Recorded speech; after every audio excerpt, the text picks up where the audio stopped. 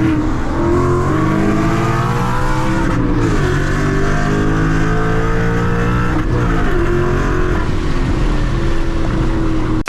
what's up guys? Welcome back to the channel and to episode 8 of Shift Talk. So I feel like you guys probably know what we're gonna talk about here.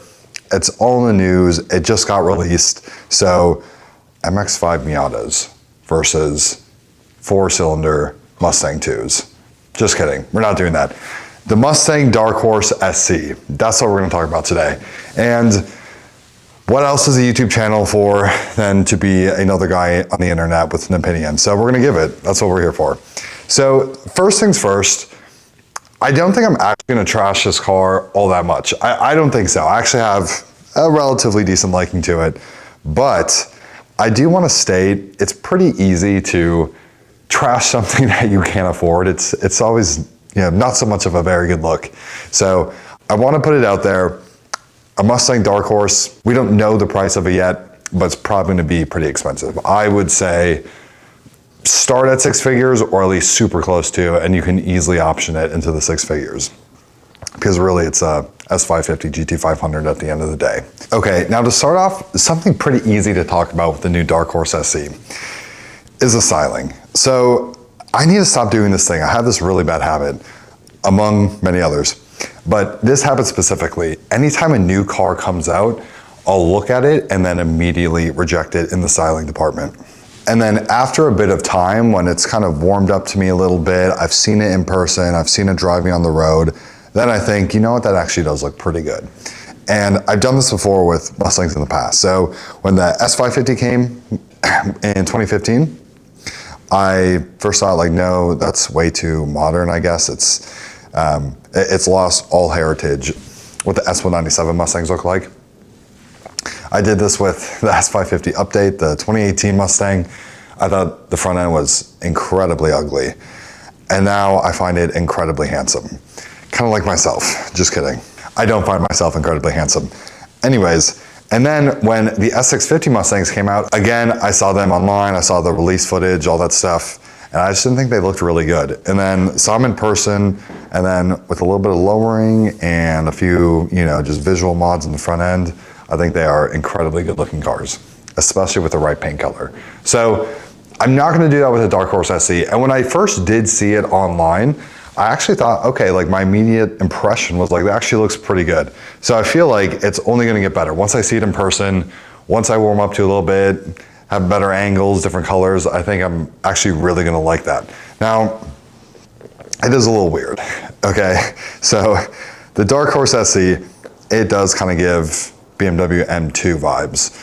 Or if you get the track pack and you have the non-color matched carbon fiber kind of black front bumper panel, that definitely looks like 2019 Camaro, for sure. So it does look a little bit like a copy of either an M2 or a Camaro, depending on which configuration you go for.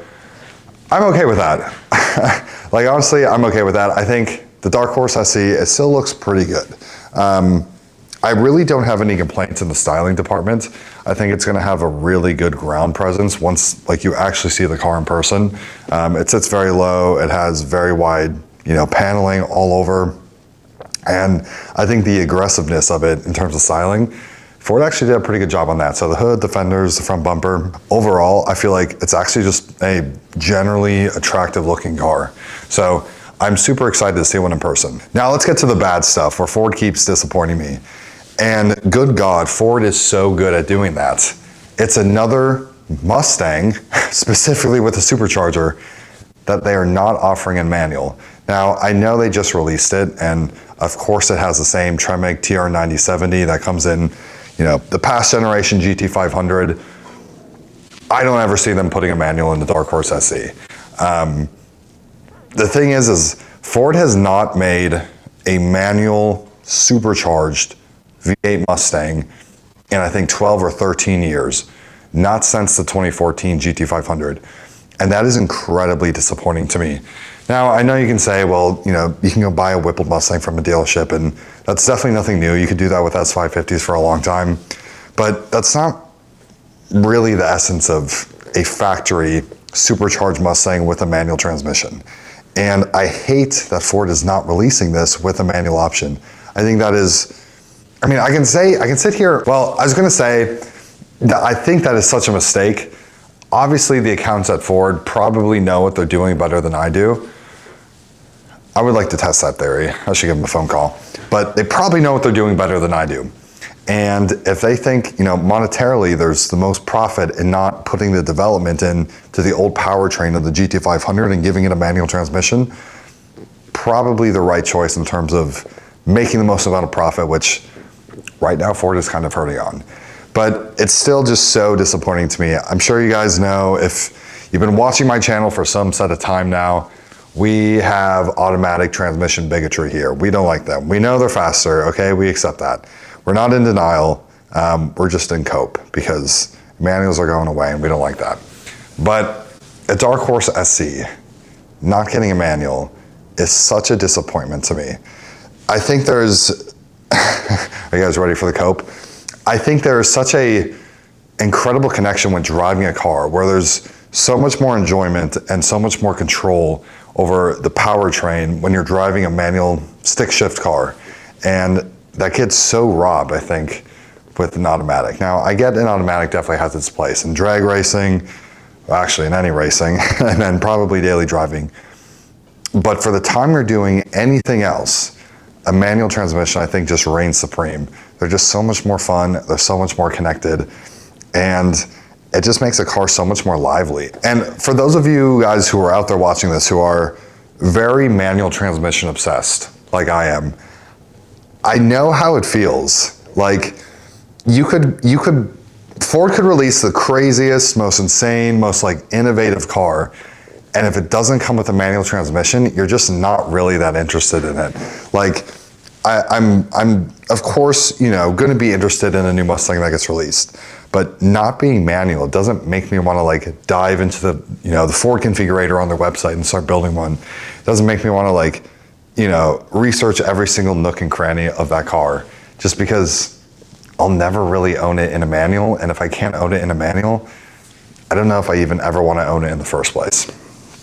But, as we're sitting here, still not knowing a whole lot of specs on the car, I could be corrected wrong on that. And I really, really hope I am. Maybe they come out with a manual one day for their Darkhorse SC. That would be the dream. But as of right now, time of this filming, I don't see that in the cards. But I'll stop harping on the manual transmission. I feel like you guys have got my opinion pretty good so far in this video. So specs, there's not much specs out there. We have, we certainly have some information. So we have the 5.2 Predator block from the S550 GT500. We have the Tremec 7-speed dual clutch, non-tunable transmission from, of course, the S550 GT500. Now, I have seen some people say that it's the same 8-speed that comes in the GTD. Now, I will say this Darkhorse SC is very much a GTD light. I will agree with that. But I've heard some people saying it's the same 8-speed. It's definitely not. The 8-speed is a transaxle transmission where the 7-speed is mounted and bolted directly to the engine. So they're definitely not the same transmission. And one has more gears too, obviously. But we have the same drivetrain, all from the GT500. And I remember seeing John Lund's, it was either a tweet or a Facebook post. I think it was a Facebook post. He was kind of ripping on the car a little bit. No manual, no innovation, no risk. Or I think those are his three things. Obviously, I agree with the manual. That's a huge disappointment. But on the risk thing, I think that's also very true. This car is very risk adverse for Ford. And what I mean by that is there's not really any new innovation or development that they put into this. Clearly, I think Ford is still pretty traumatized by their old GT350s. Those 5.2 Voodoo engines definitely came back and bit them in the butt there. They ate a huge cost in replacing those engines, fixing them, and overall just kind of putting kind of a cloud of uncertainty over those GT350s, especially in the secondhand market. So I do understand Ford's risk in not really developing anything particularly new for this, Darkhorse SC. But honestly, I don't think that's such a bad thing. So I'm okay with Ford putting out a risk-averse car, right? Like, yeah, the entire drivetrains were used. They're not particularly reintroducing a new emblem or new name. They're also not giving it a brand new moniker. Obviously, just being the Darkhorse that's already in existence right now, they're just tacking SC supercharged on top of it. And like I said, I think it's genuinely okay that it's a relatively low risk car. Now, obviously they have carbon ceramic brakes, which are optional, but to be honest, stuff like that, I don't think is probably really developed by Ford. It's it's probably a Brembo brake package or a Willwood or whatever brand they go with. So there's not really a whole lot of particular innovation that Ford is doing with this Darkhorse SC. And I think that's okay, but if they just gave it a manual transmission, and hopefully, this won't be true, but hopefully a relatively cheap price tag, I think that would have made this car so much better. I can kind of deal with one really big issue. And if that's like the price, it's too expensive, which it will be, because Ford and the Darkhorse are insane price figures how they are right now. And then when the dealerships get a hold on them, they like to jack it up another $10,000 or $15,000 for a dealer markup. If you guys are paying a dealer markup for a Darkhorse, or if you guys see a dealer markup for a Darkhorse, don't take the bait. You don't need to pay a markup on those Darkhorses anymore, and probably never should have paid a markup. You can get them at MSRP or even better than that. Just a quick tip for you guys, because I've seen people on Facebook and on forums post their purchase agreement compared to their MSRP for their sticker, and they definitely are getting discounts. So they're out there, they're to be had. Just shop around a little bit. But we all know the car is going to be very, very expensive. And I think that's one dealable issue. But they don't give a manual, so strike two, you're out. Now, I have seen, and these takes are kind of funny to me, not so I particularly laugh at them, but I don't think they're really all that true. I've seen people post videos where they talk about Ford missed an opportunity with the Darkhorse SC. And they say they should have called it like a Cobra. And I've seen some people cope so hard that they think SC actually means Shelby Cobra. It definitely doesn't. But they say they wish Ford called this new car a Cobra or a Boss or whatever it is. Now personally, I don't think that's a problem at all that they didn't call it one of those things. The car doesn't really have any new innovation, and it's really just kind of recycled parts car of a S550 GT500. So I think sticking, a branded name on that car that has some legacy, that has some history, and putting it on the Darkhorse SC, I think that would have been a mistake, because the Darkhorse SC doesn't really live up to anything new, okay? Like we all know, like I keep mentioning in this video, it's all reused parts. So putting on a name with so much heritage or with so much prestige, I think that would be a mistake. I think also too, it leaves room for Ford to make a really good Mustang, which I still don't think they have yet. And now, to give you guys what my idea, Rev Theory's ideas for what a really good Mustang would be, okay? I was brainstorming this the other day in the shower, and I think I have probably the best idea I've ever come up with in my life. And that's saying something, okay? But I think the coolest Mustang, I was thinking about the flat plane crank V8s and how cool they are. Now, I get it. I've kind of trashed them a little bit before on this channel. They don't really amount to a lot. Well, actually, hold on. Specifically the Voodoo. The Voodoo doesn't amount to a lot when you're comparing it to a Coyote. A Coyote engine is a better choice in literally every single circumstance than a Voodoo engine. Now, like I said before, the Voodoo, it brings the vibes, okay? It takes the vibes way up, but the Coyote is just a superior engine. Now, if we get to, what's it called? I think the LT6. Yes, the LT6. The 5.5 liter flat plane crank that is in, the new C8 Corvette Z06. That engine, I think, is one of the most insane pieces of automotive engineering. Now, there's kind of like a thing when it comes to engine power versus displacement. If you are achieving 100 horsepower or more on a naturally aspirated engine configuration, you have some seriously good technology, okay? And some seriously good engineering that's been put into your engine. And the Voodoo engine achieved this. So the Voodoo engine, it's 5.2 liters, it makes 526 horsepower. And actually, to be fair, it actually made a little bit more when people were putting it on the dynos. But we'll just go with, factory numbers. It made 526 horsepower, and that computes to 101.15 horsepower per liter. That's a really good achievement. That is an incredibly good engineering mark on an engine if you are putting out triple digits per liter, specifically on a naturally aspirated setup. Now, the LT6, this one is crazy to me. It's a 5.5 liter flat plane crank, relatively similar architecture to the Voodoo. There's definitely some differences, obviously in displacement, in cam timing, in cam phaser timing. There's certainly other differences, so they're not shared architecture, but relatively similar engines here. It's a 5.5 liter flat plane crank V8, and it makes 670 horsepower. Now, before I made this video, I looked up what that number is and I forgot. So I'm gonna grab my phone, do the calculation, and I'll be back. We're back. 121.81 horsepower per liter. Now, I know 20 horsepower in the difference between per liter of a Voodoo engine and an LT6 engine doesn't really seem like a lot. Like, if anybody's talking about 20 horsepower, that's pretty negligible, right? But in terms of engineering, getting 121 horsepower out of a 5.5 liter naturally aspirated V8 is literally mind-boggling to me. It's completely insane how strong and how good the engineering was put into that LT6 for the Corvette. Now, back to the Mustang. Thinking about the best Mustang I could think of in my head, what if we had an engine similar to that LT6? I mean, at the end of the day, if General Motors can do it, I don't know why Ford couldn't. Ford has a history with flat plane cranks, albeit a pretty short history and a relatively new one, but they do have a history that never existed with General Motors.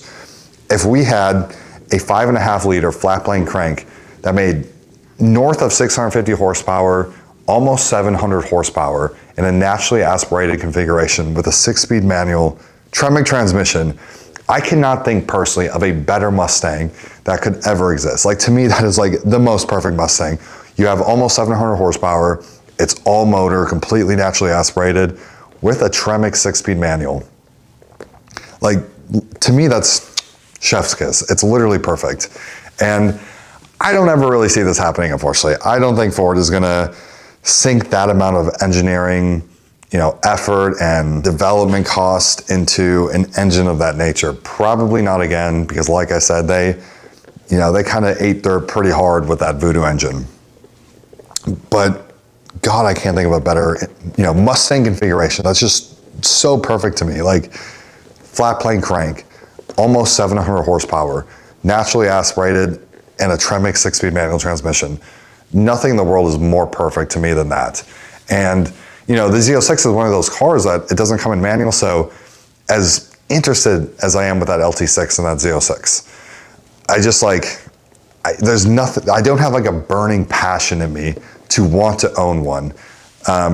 Anytime I think about owning a Z06, I go straight to a C7 and getting the 7-speed manual. Now, I would be super curious to hear what you guys think on a Mustang that's like that, right? Like 5.5 liters, whatever it is, we're making 120 horsepower plus per liter. We're nearing 700 horsepower, over 650 with a 6-speed manual transmission. Like, I feel like I'm right in thinking that this is objectively the best Mustang that could ever exist. But I'd be curious to hear your guys' thoughts. Now, to get to a Mustang that I think is probably more in the realm of possibility of Ford developing, but I don't think they probably will, but if they did, I think would be really cool. With all of their new Mustangs that come out that are, supercharged V8, 600 plus horsepower, I wish they did not put so much money into the suspension, into the brakes, into everything else, to an expensive dual clutch transmission. I get it, right? You want everything to match and be as capable as the engine. I totally get that. And that's kind of a meme for American cars in the 2000s, right? The Europeans are saying, we're fast in a straight line, but we have cheap quality interiors. We can't turn, we can't brake, and they're overall, it's just a cheap package. I get that. But they're obtainable, okay? I think what would be really cool is if Ford, and again, I don't think this is ever gonna happen, so, keep dreaming here, I will be, but come along with me for the ride. We can dream big, okay? That's what we do on this channel. But anyways, if Ford made a Mustang that was supercharged with a 6-speed manual transmission, And didn't have to do anything crazy with the suspension, didn't have to do anything crazy with the brakes, didn't have to do anything crazy with anything else, and just make it a relatively attainable car. To get a 600 plus, 700 plus horsepower Mustang, a supercharged V8 with a manual transmission from the factory, that's not just, you know, a track thoroughbred in terms of all of its other parts. Like, we don't have to have the Magna Ride suspension. We don't have to have, like I heard, and I don't know if this is true, so I guess we'll kind of see when specs kind of trickle down a little bit more with this Darkhorse SC, but I've heard like there's titanium forged suspension components in the Darkhorse SC. We don't need that. Just give us a typical S550, S650 suspension. They're kind of the same, but just give us the typical suspension setup. We don't need anything crazy. The brakes that you get on a GT Performance pack are perfectly great brakes. The 6-piston fronts, the 4-piston rears, you don't need carbon ceramic. I get it, if you want it, go for, you know, the higher level trim Mustangs, but give us a supercharged V8 with a manual transmission and just cool it on the suspension and brake stuff. You don't have to put another, you know, $20,000, $30,000, $40,000 more tacked onto the MSRP because you have to pay for the profits of, you know, everything that is an engine. I think a lot of people would be really happy with that. I would be really happy with that, and that would definitely be a Mustang that sells pretty well. I really feel like Ford can make a Mustang that lands in the $70,000 range, that we have a supercharged V8 and a simple 6-speed manual transmission. Better be the Tremec, not the MT82, but a simple 6-speed manual transmission, and just keep it obtainable. Don't go, you know, track thoroughbred, absolute like racehorse crazy with all the other parts that are in the car. Just give us, you know, a super powerful engine and keep everything in the GT, you know, echelon in terms of brake, suspension, interior, and I think we'd be very happy. Again, this is a big dream of mine. I don't think Ford is ever going to do that. I guess we'll see. We won't see. It won't happen. But, you know, on this channel, we hope for the best, and then we'll just kind of take the worst. But, you know, we're here. You know, as of right now, this is kind of where we're at with the Darkhorse SC. If I had to put a figure on it in terms of horsepower, I would bet it's going to start with an 8. Probably low 800s, like maybe 805, 810, somewhere in that range. We'll see. But that's kind of where we are right now with the Darkhorse SC. That's my take on it. I'd be curious to hear what you guys' thoughts are. Now, as the Darkhorse, you know, we get closer to its actual release in terms of being able to purchase it. Obviously, we'll know some more information. I'm very much not looking forward to figuring out how much that car is going to cost. That's going to hurt a little bit. Man, I wish Ford would just listen to me when I send them emails. I like day after day, I send them inquiries and they just ignore me.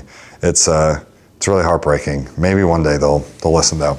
But I appreciate you guys tuning into this video on the Darkhorse SC. Of course, we had to talk about it here on Shift Talk Rev Theory. Obviously, being the latest Mustang release, we're gonna give our take on it and give you guys our thoughts. But again, appreciate you guys tuning into this video. I'm gonna give you my typical shtick that I do with almost all my videos.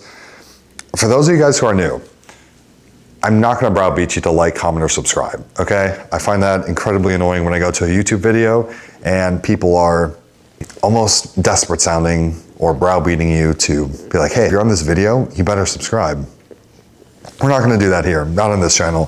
So if you guys wanna do any of those things, I'd be honored, okay? Like, totally appreciative of that, but don't feel like you have to. If you guys are here enjoying my content, listening to me, just another white guy on the internet giving his unsolicited opinions to strangers they don't know, I appreciate you, okay? I really do. So again, take care, guys, and I will catch you in the next episode of Shift Talk.